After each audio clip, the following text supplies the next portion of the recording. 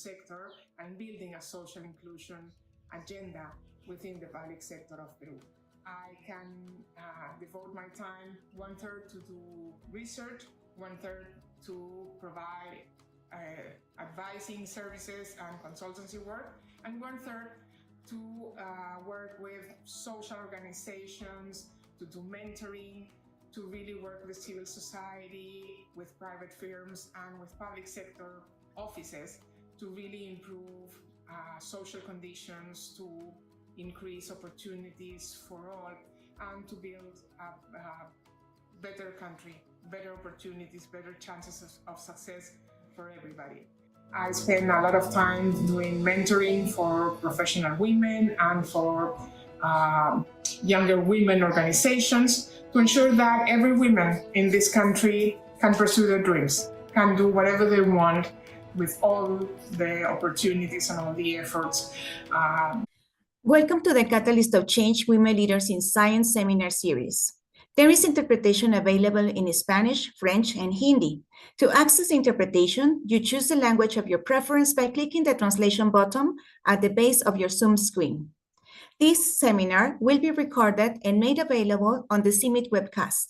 We invite you to follow us on LinkedIn, YouTube, and social media using the hashtag Women in Science in the Catalyst of Change for the Catalyst of Change Women Leaders in Science seminar series. On the screen, you will see the QR code that will give you access to Slido for submitting questions and comments to be addressed in the Q&A session. Today, we will be hearing from a distinguished leader in rural finance and financial inclusion, Carolina Trivelli. Carolina Trivelli will be interviewed by Eva Valencia, who is working as a scaling coordinator in the Sustainable Agri-Food Systems Program of CIMMYT.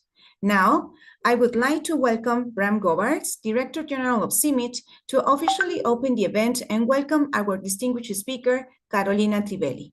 Dr. Govaerts, the floor is yours. Thank you, Isabel, and thanks for this great introduction. I hope you can hear me well. Good day, good morning, good afternoon, good evening, everybody, depending where you are, and welcome to this 7th webinar of our Catalyst of Change Women Leaders in Science series. At CIMMYT, we are hosting a TED Talk meets fireside chat style series on women leaders because we want more women leaders in science institutions like ours. To achieve this goal, we analyzed some of the limiting factors and we looked at the literatures and some of the opinion pieces written and out there. And it was clear that one of the recommendations is to put forward more and different styles of leadership, more and different examples for others to follow. That is why we want to listen and hear from a broad representation and a broad gender balance in those leadership positions. In this series, therefore, we highlight women who are leaders in all sorts of capacities, in their family, in their community, in their country, in their region, in their field, in their discipline, because we believe that leadership styles can take many different forms. And I can tell you that the speaker of today, Carolina Trivelli, is a true leader in its sense. She's our speaker today, and she's also a principal researcher at the Institute of Peruvian Studies. Carolina holds a master's in agrarian economics from the Pennsylvania State University, and is an economist from the Pontifical Catholic University of Peru. She has been the first Minister of Development and Social Inclusion of Peru between 2011 and 2013. She's therefore a true trailblazer in the true sense, as she was the first Minister of Development and Social Inclusion, and therefore the first female Minister of Development and Social Inclusion. So that's what we call doing it. That's what we call walking the talk. That's what we call sticking to your values. Carolina is a member of the advisory committee of the ID4D initiative from the World Bank. She also supports MOSIP in India, and she is part of the advisory committee of the Alliance of Economic Inclusion. In Peru, she is the counselor in the Fiscal Council and a member of the Advisory Commission for the Estimation of Poverty of the INEI. She is a member of the board of directors of Redes, Development Studies Network, and of the Instituto Bicentenario San Nima as well as the CIMMYT Social Enterprise Network. She's a not only that, she's also a columnist for El Comercio y Gestión. Carolina, once again, thank you very much for not only for everything you have done for many out there, but especially today for being here with us, present to share your story. I hope we all will enjoy and learn a lot from your outstanding leadership experience. Over to you. Thank you so much for the invitation and for the opportunity to be here with you all. It's a bit difficult to talk about yourself with an audience this diverse, but I will try to use the minutes I have to present myself as, maybe a little bit of my professional career, to let you know how I think I'm contributing to social change in Peru, but also supporting other leaders in the region to really move forward with an open mind for innovation, in an open way to really use and take advantage of evidence and to networks to really promote change. As Brad was saying, I'm an economist. I spent the first 20 years of my professional life working at IEP, which is a think tank, the oldest social science think tank in Peru, mostly concentrated in political science, education issues, sociology, anthropology, and history, and with a small group of economists working issues related to rural development and poverty and inequality, I would say, to summarize. Within that work, I began my career working in agricultural finance, trying to understand why it was so difficult to provide good credit, relevant credit for agricultural production. And I was lucky enough to be in the wave of people that, while working on that, began seeing all the emergence of microfinance, first microcredit, Peru being a leader on microfinance and microcredit, and then moving to a more broader view within microfinance and considering how financial services really could untackle a lot of restrictions faced by the poor and more vulnerable people in the country, especially the rural ones. After that, I spent several years working on not only in credit, but promoting savings actually as the entry door for the financial sector. I did a very challenging initiative with 10 countries in the region to promote that all social programs that were delivering cash transfers to vulnerable people use the financial sector to deliver them. That today seems so obvious, but in 2005 was like, oh, this is rocket science or something like that. It's too difficult. Poor people will never go to a bank to obtain a cash transfer. We need to keep sending a truck with envelopes to deliver the cash transfers. And we made the case building a lot of research and evaluations on the issue of using the financial sector as a complement, providing financial inclusion as well as the transfers as a way to really enhance the opportunities for the recipients of such transfers. And we began working with governments, we think tank, trying to convince them that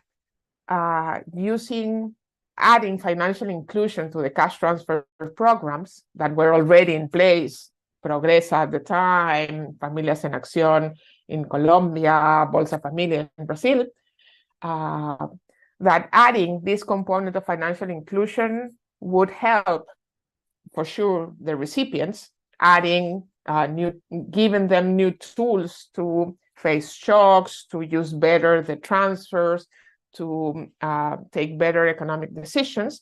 But also it was a good idea for the public sector, because it would add transparency, it would add more controls, and it will be much cheaper to implement. We also wanted to show that for the financial sector, there was a business case in doing so, but we failed on that. we proved the other two, but we failed showing that it was a good business. But that's a minor thing because it wasn't the major objective. So we were able to really support the addition of financial inclusion to social programs. And I think that was a big change in how social programs were implemented. Now everybody's talking about G2P programs all around the world. And after the pandemic, this is for sure the way to deliver social transfers to the poor. But at that time, I like to think that we helped a little bit building the case for that. While I was doing that, I got a nice call in the year 2011 from the office of the president, Ollanta Humala. He was in office for 3 months or something like that at that moment.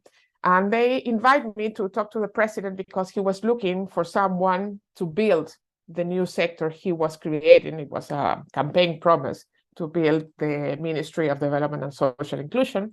And he was interviewing people. That was pretty strange because I never have met the guy. I'm not a politician, I'm a researcher. So after several talks, he asked me to take care and to be responsible of creating the sector. I was very scared, to tell you the truth. It was ultra scary. But I said, well, the worst that could happen is that I will not be super cool in doing it, and maybe the ministry will be a normal ministry. But with all my fears with me, I accept the position, and it was a unique opportunity, building a new sector in a moment in which the economy in Peru was going very well, so with resources and with full support from the president, because he wanted this new sector to be one of the pillars of his legacy. So it was the beginning of the government. The president had a lot of political capital. So I accepted. And it was a challenge. The first day after I was appointed, it was me with my phone and my laptop. The 2 guys I appointed as vice ministers, them with their own cell phones and their laptops, and that was it, nothing else. And it was October 21st of 2011.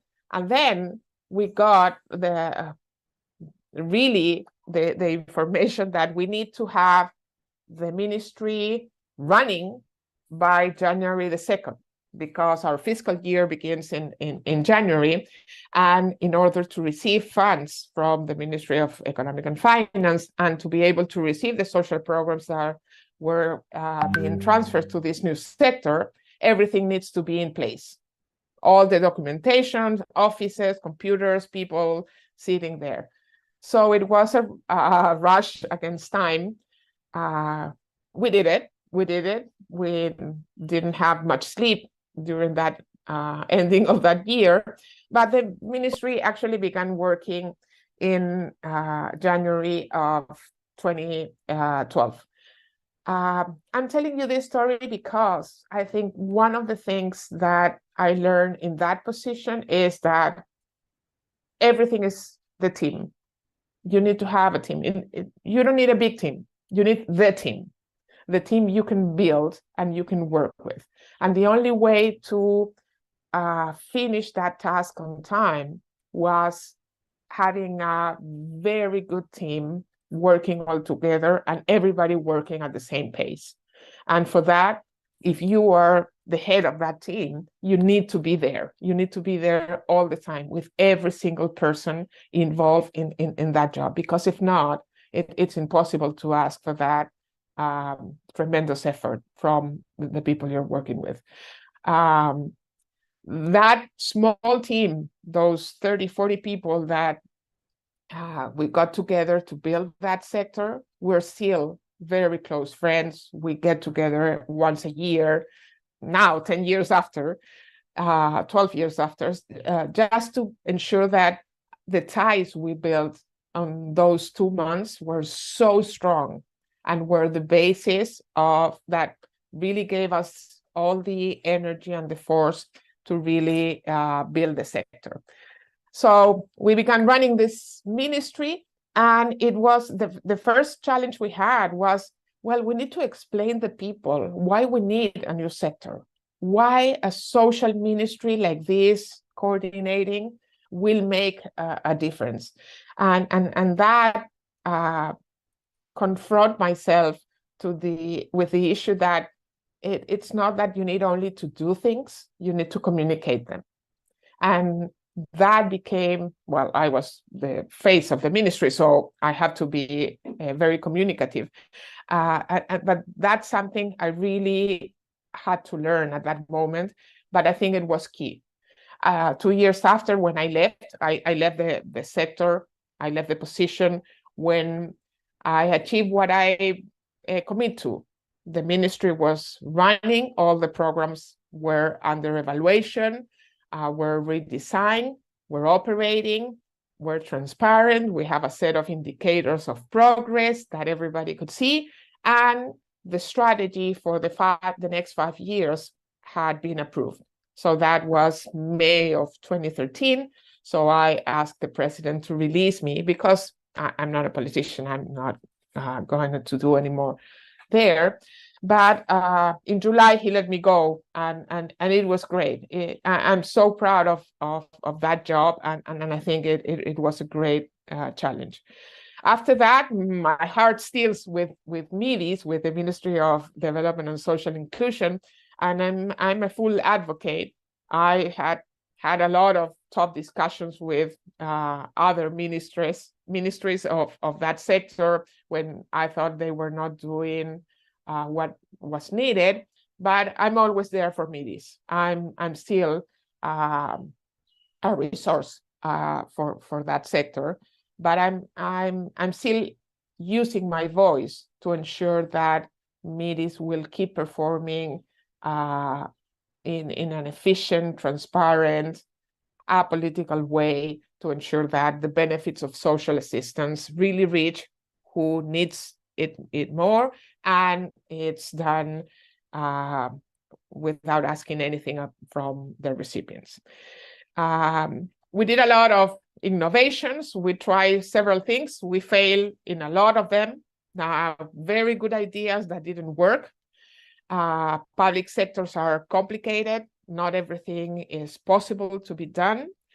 But for example, given my background in financial inclusion, we put a lot of effort in ensuring that the women receiving conditional cash transfers that were mostly rural women had the opportunity to get a debit card, learn to work with the ATMs, and got more autonomy based on the benefits of financial inclusion.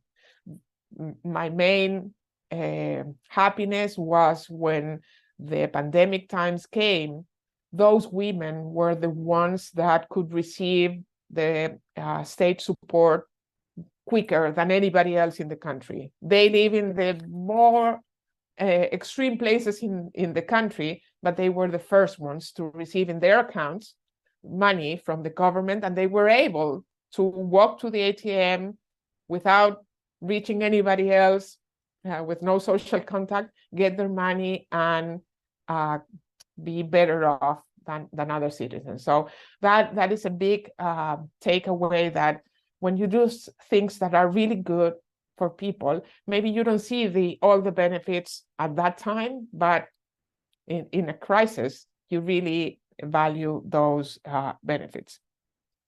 After MIDIS, I spent 2 years working with the private sector.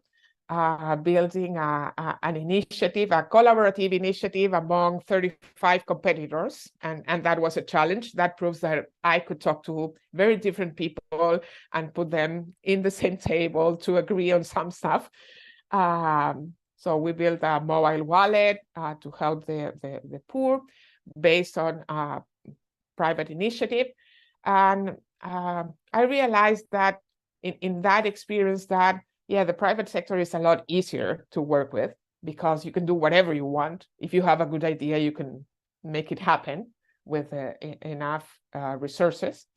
But, you know, the power of the public sector still is amazing. No? In the private sector, you can make big changes and have some impact. In the public sector, you make small changes and have enormous impact. You really reach people that you would never reach otherwise. I spend a lot of time working and supporting international and global organizations that push the frontier of social innovation, of financial inclusion forward, just to ensure that we are all the time thinking that we could do better. And because we all the time we can do better. So I think that is something that we all need to do, volunteer ourselves to really push for more innovation. Today, after working in the private sector, I spent also a year and a half working at FAO in the regional office as strategic advisor.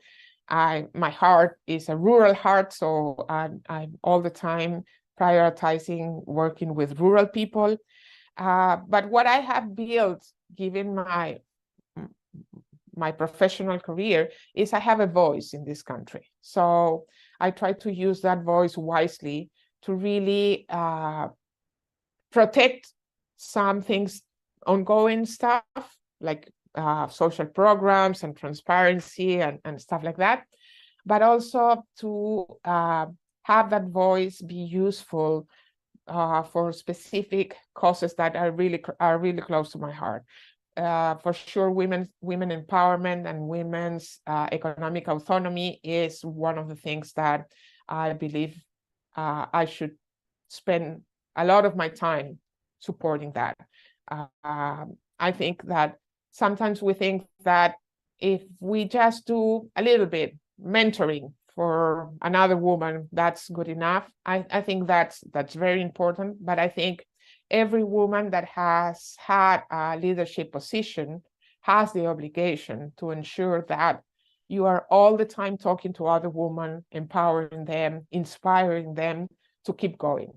For most of us in the developing world, the way to women's leadership is not an easy one. It's not a paved road. So we need to be sure that we are together, that every single woman sees that other women are already there and it's possible, it's doable, and that if you want to try to move through the leadership ladder, you will be supported, you will have friends, you will have people that will be there for you, not only to inspire you and to mentor you, but to stick with you, to defend your position. So I spend a lot of my time now working with social associations, with different types of civil society and private organizations to really help new leaderships arise, not only women, because we need especially new types of men leaders that really can work with women without imposing all these awful biases that we all grew with. So I think now I devote like 1/3 of my time to keep doing research. I love doing applied research, publishing books and articles and stuff like that. 1/3 of my time providing advice and doing consultancy work because I have to pay my bills like everybody else. And 1/3 of my time in all these other things. I'm advising organizations, mentoring young women, supporting. I have this I work with this organization called CIMMYT that provides sanitation, dry sanitation in places where we don't have sewage. And I got into that organization because the leader of that organization is a young woman that is so powerful. And I think my role there is not to, I don't know much about sanitation, as you can imagine, but I support her. Her leadership needs to be the one driving this major social innovation that affects the life and the health of not only the families working with her endeavor, but the whole community surrounding those initiatives. So my role there is really to be cheer her up and enjoying the success that ISA is getting in that social enterprise. So I think I'll stop there. That's in a glance who I am, what I do, and how I try to use my voice and my career experience to keep pushing for more social innovation and for a better world for the women to come.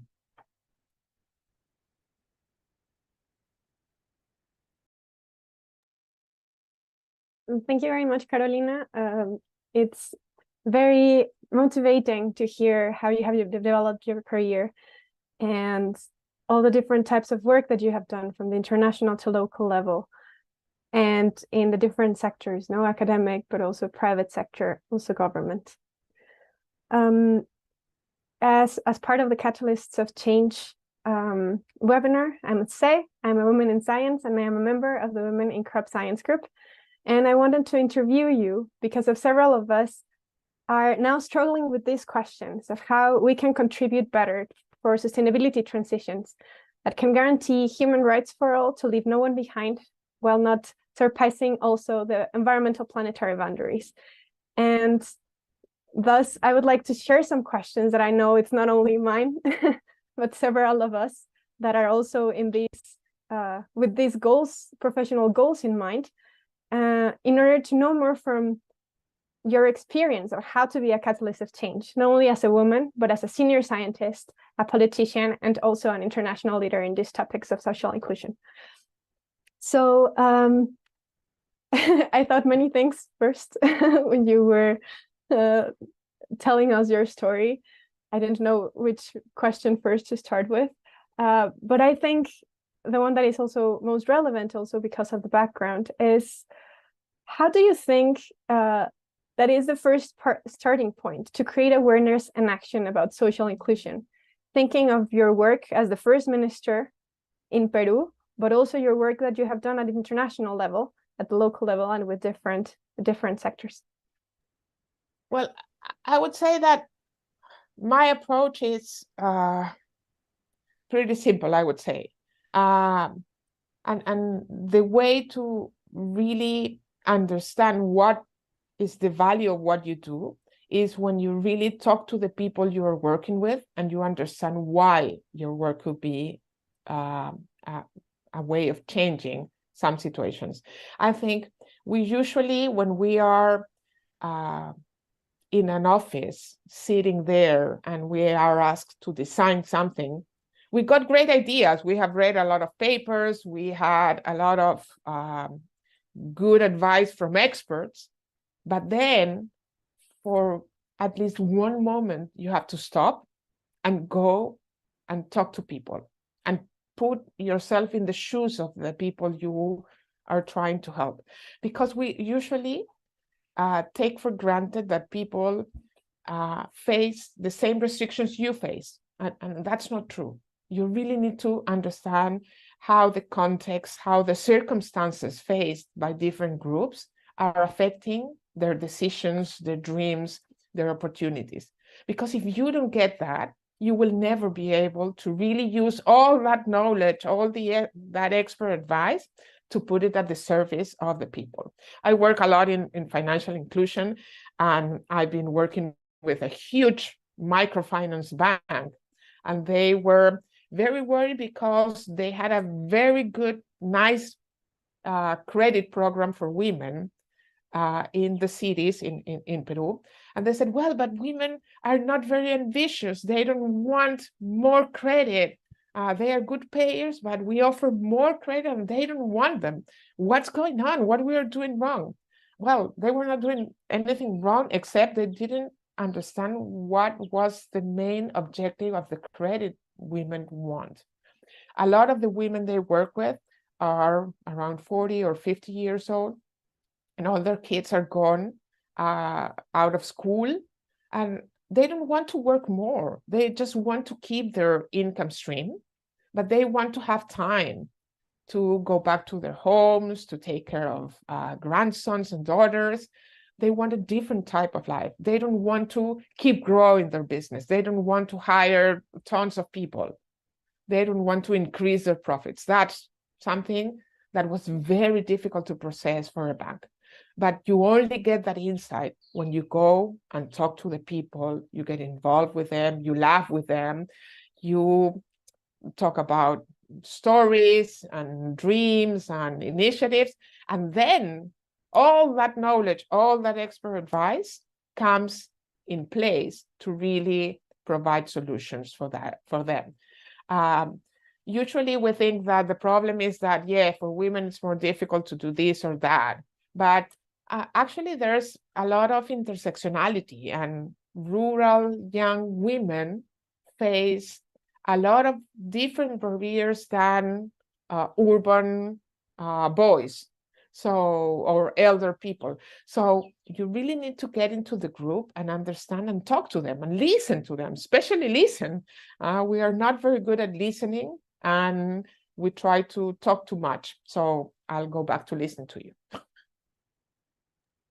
Thank you very much, Carolina. And precisely also thinking of that you work with different types of agents and understand the different roles, needs, capacities.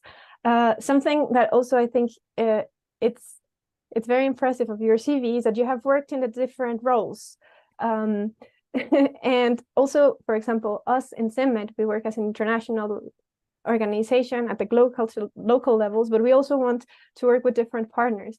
So what I wanted to ask you is, how do you think that you can best work together? No, what do you think would be the role, for example, of CIMMYT to work with different intersectional partners and different sectors partners? You know, we usually don't pay much attention to the limitations and the restrictions that some of our partners face. I, as a consultant, before going to the public sector, wrote, I don't know, hundreds of pages of great ideas, very clever ideas, with doing recommendations of how to on how to improve public sector work in social issues and financial inclusion. But when I worked in the public sector, I realized that half, maybe 2/3 of those great ideas, being great ideas, were not feasible, would never see the light. Also, if my partner in the public sector said, oh, this is a great idea, it was not possible to be done because of the restrictions that public sector rules, bureaucracy, whatever is there. And I think that applies to all sorts of partnerships. We usually want our partners to implement what we think they should be doing, not what they can do. So I think that my main point of advice here is you really need to understand the standpoint of each of the partners and find what is common, what's the common ground. And the first thing you need to provide is ideas of things that are feasible. Then you can push a little bit innovation after you're doing something that everybody can do. Because a lot of our initiatives in large partnerships don't move because some of the partners really cannot do what they are expected to do. And the whole partnership fails because one of us leading the partnership, we didn't address really the initial conditions and the restrictions faced by the other partners. Thank you very much, Carolina. And it's very impressive, no? Like how there are different scales, different sectors, also different types of gender, different types of ages, no? And I think this applies to all, you know, like what can the partners do and not, and what their needs. I think these both questions, in fact, built into one another in the end. And I have, let's see for the time, I think I have maybe one or two more questions. So yeah, my next question was also building from the work that you've done in financial inclusion. I saw that you published a paper, Creating More and Better Employment in the Agri-Food Systems. And thinking of this, where do you think that there is greatest potential in the agri-food systems to reduce the inequality gap? Yeah, for sure, the agri-food systems provide a great opportunity, understanding them as a system, to really move ahead and improve not only the equality within the system, but creating new opportunities of engagement that will allow the whole system to move ahead. Financial inclusion is a tool. It's a simple thing, but it's really has the ability, the potential to be transforming if it's accessible and used by all the members of a system. Every time I talk about financial inclusion, I like to tell the audience that financial inclusion, being a simple thing, getting access and usage of quality products and services provided by the financial sector, it could be transformative if we understand that financial inclusion could be seen as a toolbox. Every person can choose in that toolbox what they need in what moment of time, because sometimes you need a savings account, but sometimes you need an insurance, or sometimes you need to put money aside for your pension. And those three different tools are in that same toolbox. And what you really need is to have the whole set, the whole toolbox, not only the hammer, not only the screwdriver. You really need to have the toolbox. The second thing is that when you are financially included, you join a network of people that is working with the financial sector, which is an amazing big network. And it's not always working so good, so connections are not perfect. But if you get into that network, you get the benefits of the network, but you also help the network to become more solid, more stable, more competitive, more cheap. And that it provides benefit for the whole economy, for the whole society. And the third thing that financial inclusion provides you is that it's like having a joker when you're playing cards, because you can use financial inclusion for different purposes: to improve your business, to protect your home, to invest in your children. And these three characteristics of that same simple thing called financial inclusion provide development and bring change. If you move that to the agri-food systems, it provides connection within the system, and the agri-food systems will improve in only if everything is better connected with better restrictions, because in each restriction you have a power relation and you have an inequality opportunity. So we need to clean those imperfections. We need to connect more people, to open more the information, to pave the highways that connect really the agri-food system, to make it more equitable and more sustainable for sure. Thank you very much, Carolina. And I think now I would just like to end with a more personal question, which is, what advice would you give to youth, to women, or to not always represented groups, to not give up when they face structural or institutional challenges that are already there and that we know are there, but we still have to get on? Yeah, well, advice is easy because it's not something you do, you just give it and someone else will take care of it. But I would say that never give up, never get so scared to avoid chances you have. You can get regrets, that you accept to do something that didn't work well, and then you can quit. But if you don't take that chance, you will never know that it doesn't work. It's not happening. It's not good for you. So regrets on the things you do, and that's good.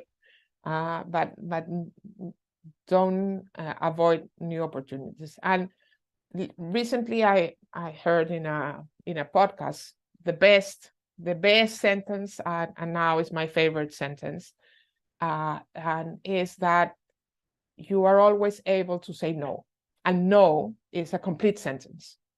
You don't need to provide excuses, no, bad, or not, no, because no. If you say no, it's no, and that's it. And that applies to your personal life, to your professional life, to the relationships you build in work, in social life, and it's really helpful to be sure that you can always say no. That's it. Thank you very much, Caroline. I think it's indeed a very powerful and concrete way.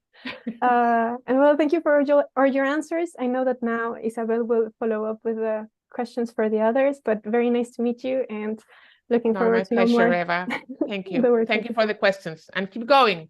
There's a lot of things to do, and I'm sure we need all the women like you really pushing the frontier, because we need to be able to be in every single sphere of the professional and social and political life of our countries. Thank you very much, Carolina. Thank you. So we appreciate Carolina Trivelli and Eva Valencia for this very stimulating and enlightening conversation. Now we would like to open the floor for questions from the audience.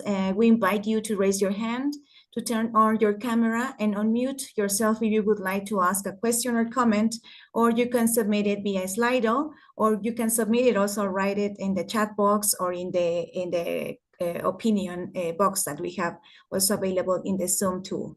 So I'm going to read the first question that we have received by Slido, and it says, what made the MIDIS, or the Ministry of Development and Social Inclusion team, that you constructed such an amazing team? What were some characteristics of the team that made it work so well and became so close? And what are some qualities that you cultivated to lead such a great team?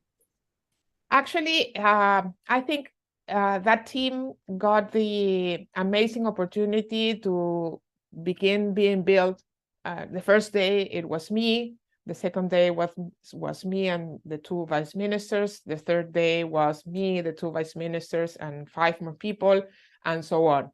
So all the recruitment was based on really choosing the right people in a very smooth way. We did not inherit a lot of people in the team, which is very difficult because you don't have the affinity with these inherited people you usually find in a public position. But in our case, we were able to choose and to invite people.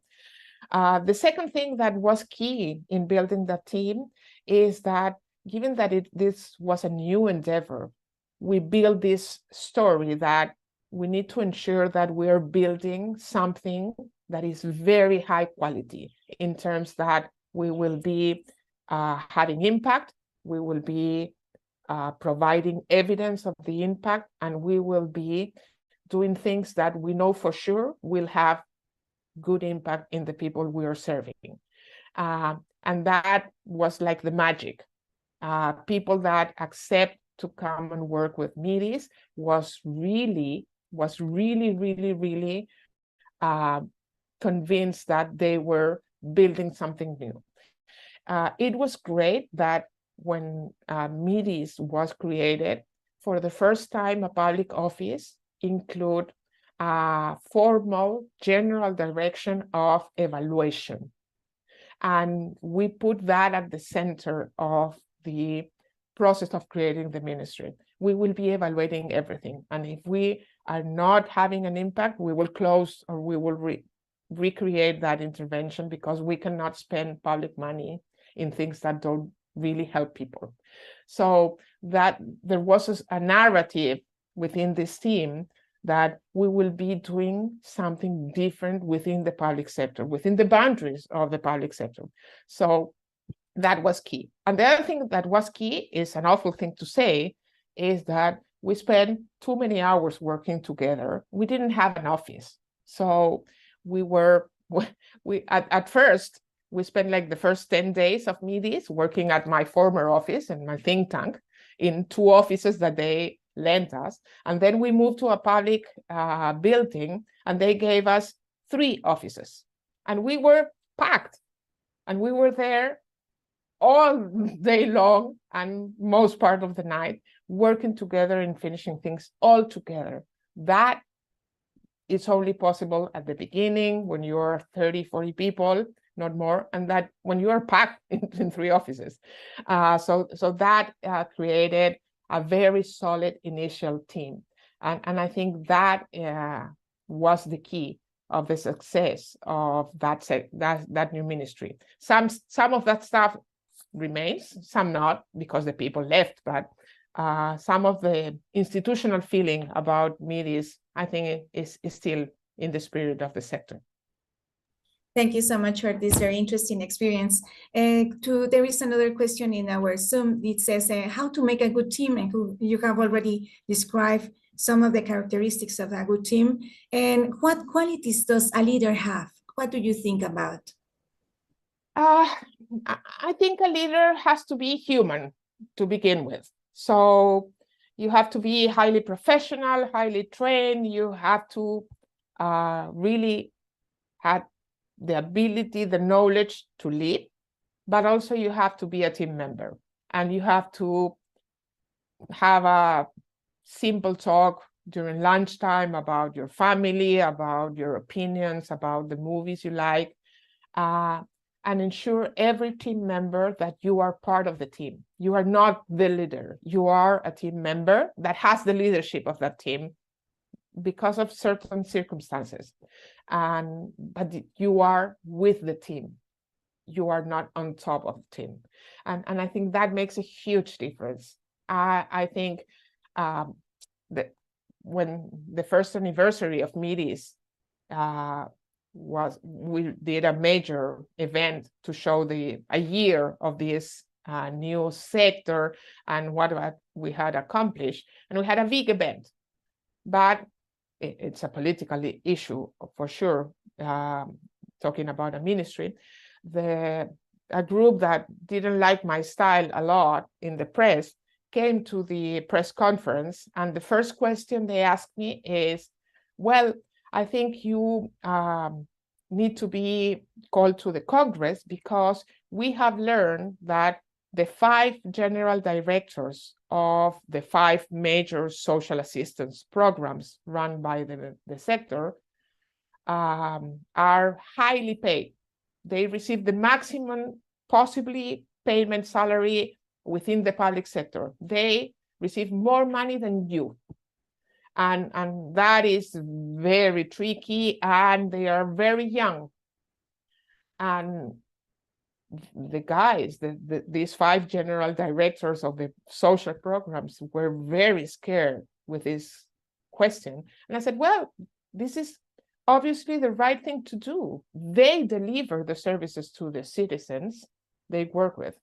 They need to be the more trained people and the better paid people in the sector. If something goes wrong in the ministry, is because they are not doing their jobs, and they need to be the best paid people in, and we need to thank them. And I don't care if they get more paid than I do. They are the ones delivering the service to the people. So that is the most important.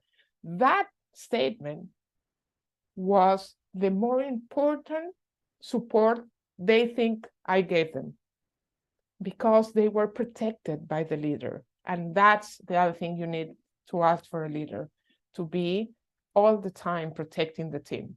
That's the role of a leader, ensuring that the team has the best possible conditions to do their job. Thank you so much. Can you tell any stories about challenges you faced in your workplace and how you overcame them? Well, too many challenges. I couldn't be here until tomorrow. The main challenge, I think, for any of us in a position, on a decision-making position in our work, is when the people working with you doesn't trust your judgment. And I think there are two ways to address that. One, proving that your judgment is the right one, or two, saying, well, maybe I'm wrong. What's the best idea if I'm wrong? What's the next best idea? We'll try that too. And then the team will work on that. And that will reduce the challenge, or the value of that challenge. But that's a general challenge. Stories about challenges, infinite. We had a great idea when I was in the ministry of creating a special fund to provide jointly all public services to communities. You know, in most of our countries, there are communities that have energy, but not telecommunications, road and telecommunications, but not clean water.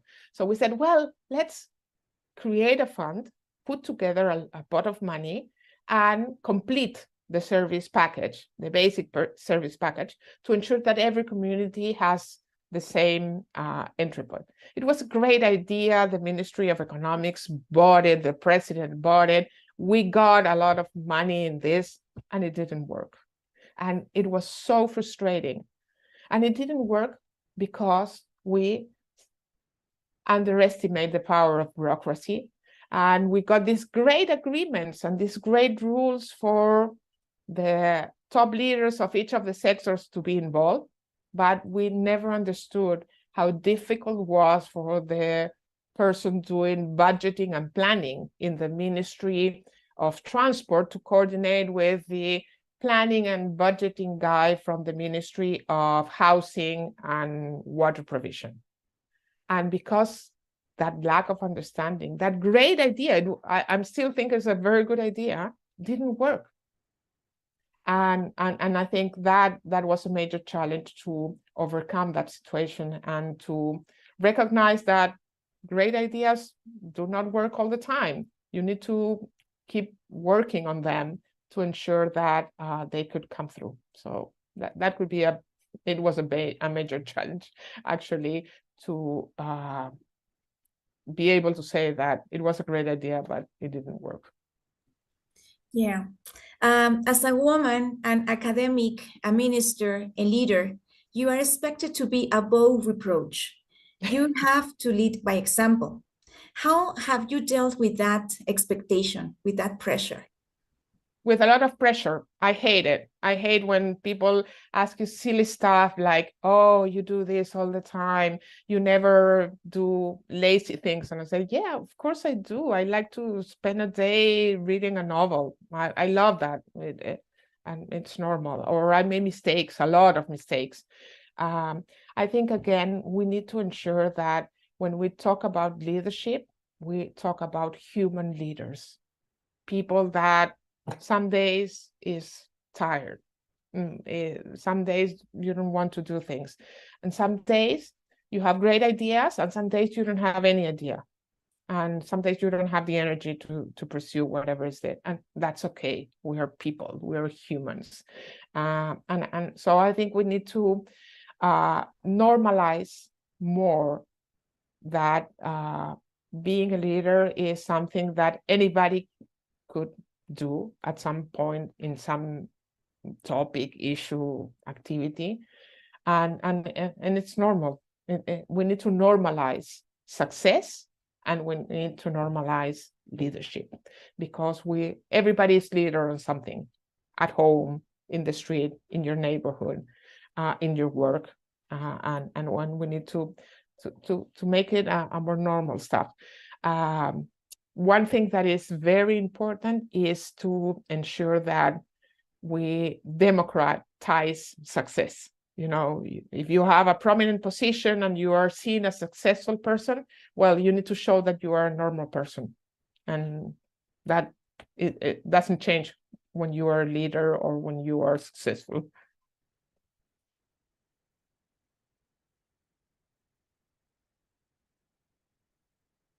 Right? Yes, I'm sorry. There is one more question. There's such an emphasis by donors and research and development to do innovation. But as you pointed out, the best approach is to do something feasible and that you can try to innovate. How do you foster this understanding among our donors?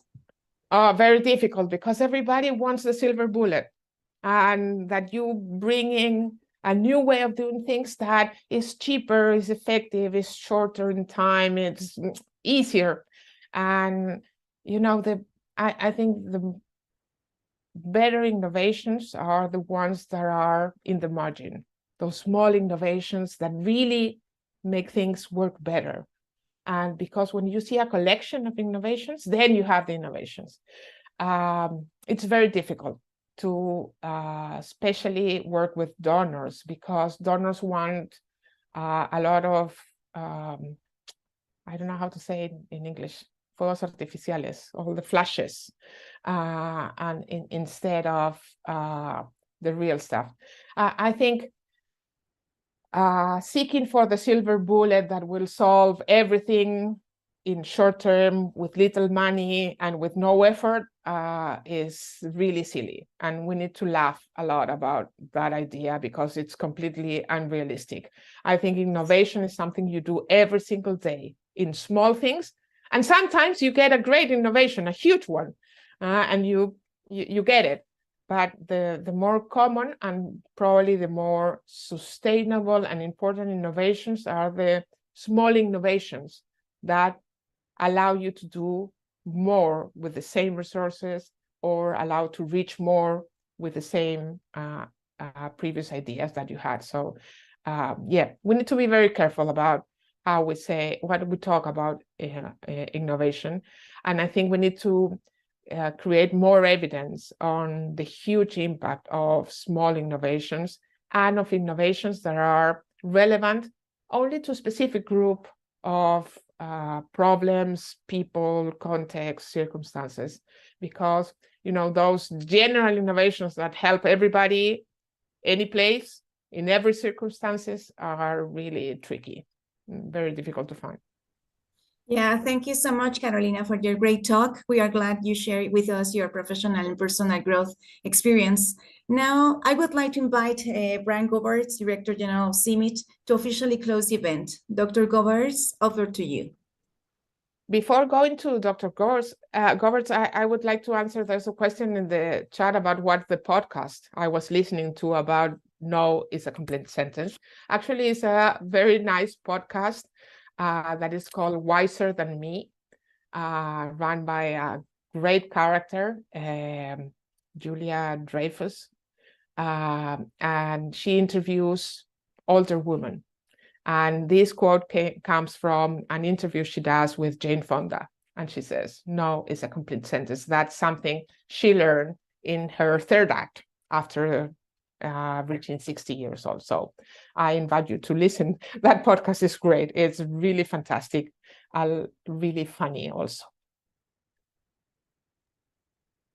Thank you, Carolina, and excellent talk. For sure, it would fit in Wiser Than Me as a title. So thanks for your very enthusiastic engagement. And I think we have learned a lot about what a leader can and should be, but also you mentioned clear elements of never giving up.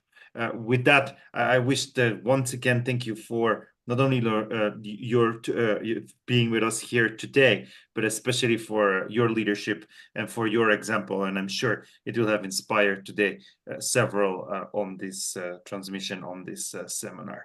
And with that, I would like to invite all of you to listen and learn to who will be our speaker of the last of this 2023 Catalyst of Change seminar. Let's find out together.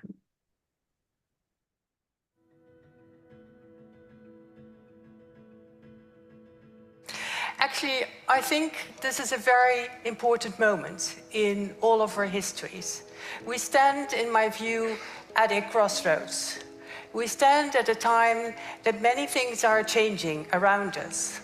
And the optimism that came in 1989 after the fall of the Berlin Wall, an open world, a world of harmony, actually isn't there anymore. Current geopolitical changes make that we think again in political blocks. Trade may be affected. The way we view technology is seriously affected. If I take you back 100 years, more than half of the world population was suffering from malnutrition. The land was still plowed by animals and worked by hand. What are changes we have seen? Today, our food is more diverse, there's more food at a lower price than ever before. Food is safer than it ever was. And yet there's a profound feeling of unease about our food, about agriculture, about the way we use our land. Climate change, erosion of soil, the lack of water, the quality of water, they all seem to be very close to us suddenly.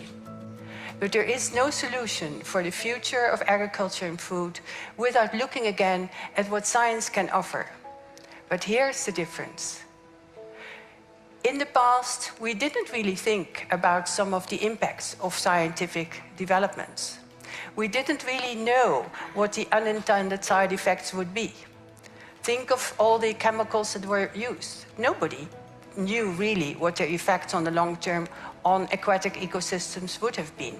There was no evidence, there was no idea, there was no way to actually get a sense of that. But today we know much more. And today we should use science in a very responsible way. And there are fantastic opportunities today. Please join our next seminar in the Catalyst of Change series on December 13th.